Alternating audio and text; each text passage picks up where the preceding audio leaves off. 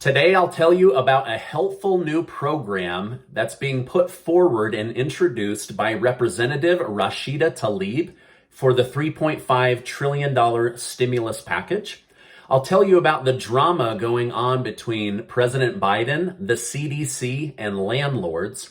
I'll also give you a timeline update from Senator Schumer on the $1.2 trillion American Jobs Plan and the $3.5 trillion American Families Plan stimulus package. Hello and welcome to today's August 6th daily news report, as well as ongoing stimulus check package information video. If you're a subscribed member of my community, then welcome back. And if you're not, consider subscribing right now so I can keep you updated on what's going on in Washington, D.C., the U.S. economy, money, investing, and much, much more. All right, now, as we go into the weekend, don't forget to sign up for the giveaway that Casey and I are doing, where we're giving away $10,000 in cash. There's going to be 25 winners. I know that there are many people that follow me that would love a little extra spending money right now, and I'm able to do this because of generous video sponsors. So I'll make sure to leave a link below so that you can go sign up for that. I'd also like to thank today's video sponsor, Blinkist. And I'll tell you how to use their app to sharpen your mind and your professional skills a little bit later in this video. All right, now, according to Senate Majority Leader Chuck Schumer, the Senate will be voting tomorrow in a special Saturday session of Congress to pass the $1.2 trillion physical infrastructure spending bill. Schumer also said he plans to pass the $3.5 trillion stimulus package next week, and he expects zero pushback, and he will have all 51 senators, including Vice President Kamala Harris, to pass the vote, and plans to use budget reconciliation to pass the stimulus package, so he won't need a single Republican in order to pass their ideas.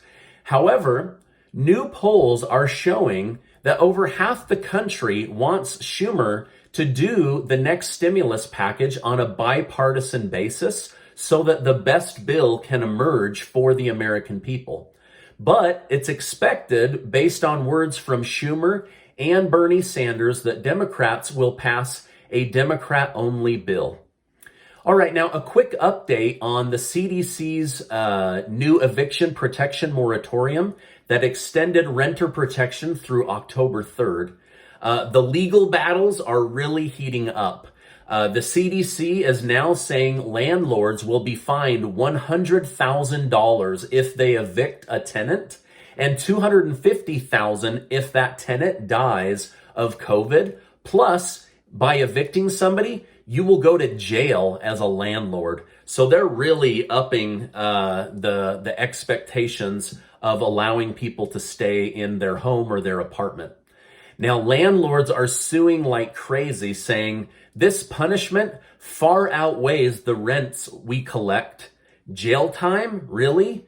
And this is the government trying to control citizens and the free market. So there's definitely a difference of opinions on whether this is legal or not. Now, just yesterday, President Biden admitted in an interview that he doesn't have the authority, and neither does the CDC, but they are going to at least try to buy renters a month by dragging this out in the court system. So he admitted, this isn't legal, but I'm going to try to set up roadblocks for the next month or so to try to buy renters some time. Now, many landlords are saying, we won't forget when it comes time to vote what you did to us. So things have gotten pretty heated surrounding this topic this week. All right, now I have a lot more to tell you about stimulus programs and what's going on in Washington, D.C. But first, let me tell you about today's video sponsor. I want to thank today's video sponsor, Blinkist. Blinkist is the #1 app for sharpening your mind and your skill sets. Imagine being able to access the best books for personal development, business, marketing, science, history, and more in 15 minutes or less. Blinkist has over 2,000 of the top book titles, so you can not only look smarter, but be smarter. Blinkist helps you get through books faster, and helps you better retain the key elements of each book. You can explore a title in audio, visual, or as a podcast so you can absorb the book from every angle. As members of my community, Blinkist is going to give you unlimited access for the next 7 days to check them out. You'll also get 25% off if you want a full membership. So go ahead and check out Blinkist.com/Stephen Gardner to take advantage of this amazing opportunity right now. One of the best ways to make more money is to acquire more skills. You can have more because you can become more. So use Blinkist right now to sharpen your mind and your skills. Okay, now let's get back to today's news update. All right, now I want you to know that I do a lot of research and reading to try to be helpful to my community. I've also let you know that next week and the week after, I expect a ton of new proposals to come out of the woodworks regarding the $3.5 trillion stimulus package as it's now starting to be put in writing. So a lot's going to come out, so definitely tune in so I can update you on that. Well, here's a new one. Representative Rashida Tlaib is putting forward new legislation to forgive the debt of those that are behind on their water bill, electricity, internet, and more. Ms. Tlaib believes that there are millions of struggling Americans that will carry the consequences of utility debt for many, many years. She says in most cases, these people didn't want to get behind or incur debt, but many of them had to choose between paying rent and paying to keep the lights on. They had to choose between groceries and paying the water bill. Of course, she is getting pushback from some in her party, and there's been a few hit pieces in the media, including one by Fox News. However, Representative Tlaib said Obama, former President Obama, had no problem bailing out poorly run banks. Helping the American people shouldn't be an issue, and it should be done without hesitation. Now, Tlaib said this isn't socialism or handouts because we would give the utility companies a nearly zero interest loan in exchange for releasing this debt. They would then have years to pay it back. And in most cases, it would strengthen the utility company and get bad debt off of their books. She is proposing between $30 billion and $40 billion be set aside for this program in the $3.5 trillion stimulus package. So if you're behind on any of your utilities, this is a brand new program that could help you out. By the way, I just want to say thank you guys so much for giving these videos a like. I really, really appreciate it. And I just love bringing my community the news. All right, now earlier this week, I told you about how Representative Cori Bush fought for the eviction moratorium extension. Well, after receiving lots of praise from her party and the media, Democrat leaders thought it would be a good idea to have her do some public interviews. In her first big interview, she came out of the gate saying that Democrats want to defund the police and that money being used on police programs would be better spent on social safety net programs. She then revealed in the interview that she is paying $200,000 a year for private police protection. Democrats are now saying, hey, ignore her. We don't want to defund the police. And yes, she has this private police protection, but ignore all of that. So they're now pulling her back saying, hey, stick to the homelessness story. So anyway, I still think she had a lot of courage trying to get this rent protection. So, all right, now the governor of North Dakota, is it Kristi Noem or Christine Noem? I don't know her. Anyway, she's also getting a lot of flack for not canceling Sturgis. Sturgis is a motorcycle rally that happens in South Dakota every single year. It's expected to draw close to 400,000 motorcycle bikers and bring $500 million in revenue to the state. The governor is being pressured to cancel the event as it could be a super spreader event. But Nomes is saying, unlike the 400,000 people that went to Lollapalooza in Illinois, we will be having COVID testing kits for our people. So she's also in the media. Last year, the #1 selling t-shirt was Screw COVID, I went to Sturgis. So these bikers, I don't think they're too worried about what's going on up there. All right, now Texas set a new record at the border yesterday. 834 unaccompanied minors were left by parents at the border. This is the single biggest day of minors being abandoned at the border. Over 19,000 children were abandoned at the border in the month of July alone. Now, according to a Border Patrol report, 1,500 illegals were released into the country last week with COVID-19.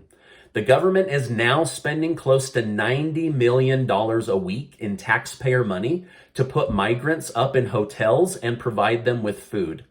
The governor of Texas is convening a special session of state legislators to address the issue tomorrow. Democrat Representative Henry Cuellar is begging for help at the border, saying our counties can't support the masses of people coming into the country. All right, now the Labor Department announced this morning, that 943,000 new non-farm jobs were added to the U.S. economy, and that the unemployment rate is now sitting around 5.4%. That's the lowest it's been since the lockdowns. Airlines, airports, and trucking companies are begging for workers. The shortage in these transportation areas are affecting the economy and the ability to handle the number of people wanting to eat out, make new purchases, or travel. The savings rate during the pandemic was at very high levels, not seen since the Great Recession of 2009. However, now many Americans are wanting to spend. Many are saying the pandemic showed them the need to get out and do more. According to Bank of America economists, Americans are ready to consume. Election groups in New York announced yesterday that they will cut off all spending and funding of Governor Cuomo. Also, the election boards and state groups say if he does not resign, we will be forced to file articles of impeachment. So Governor Cuomo is still saying he will not resign, and more and more groups are piling the pressure on. Okay, now this is not the kind of story that I ever take any kind of joy in reporting, but a state senator by the name of Tony Navarrete was arrested last night for allegedly molesting a child and several counts of sexual misconduct. All right, now this is my update for today. As I know more, I will definitely come on and share more. I know many in our community are starting to get back on their feet. And others are still feeling the effect of last year. We are in a K-shaped recovery, right? Where part of the economy is doing really, really well. Another part is lagging, and other areas are just increasingly getting further and further behind. So I want you to know I'll continue to do research on new programs that I think might be helpful, as I also cover the news on what's going on in Washington, D.C. and around the country. Next week, I'm going to try to add in a few money videos. More and more of you are asking me for ideas on real estate, cars, saving, investing, the stock market. I'll release those videos in the evening so that there's no confusion on my Washington, D.C. and stimulus update and a money video. I don't want people calling me a clickbaiter because I release a money video that has nothing to do with stimulus in the title. So I'm just letting you guys know I will be releasing some of those next week. Now, before you go, make sure to sign up to be one of the 25 winners of the $10,000 that Casey and I are giving away. 5 of you are going to win $1,000 each, and 20 of you are going to win $250 each. I'm excited to give that money away, and I'll make sure to leave a link below. Also, make sure to check out today's video sponsor, Blinkist. I've been going through their money and relationship book section, and the app is amazing, you guys. Go check it out, get your free trial. All right, now before you go, I just want to remind you that you are amazing. I appreciate you being in my community, and I'll see you on the next video.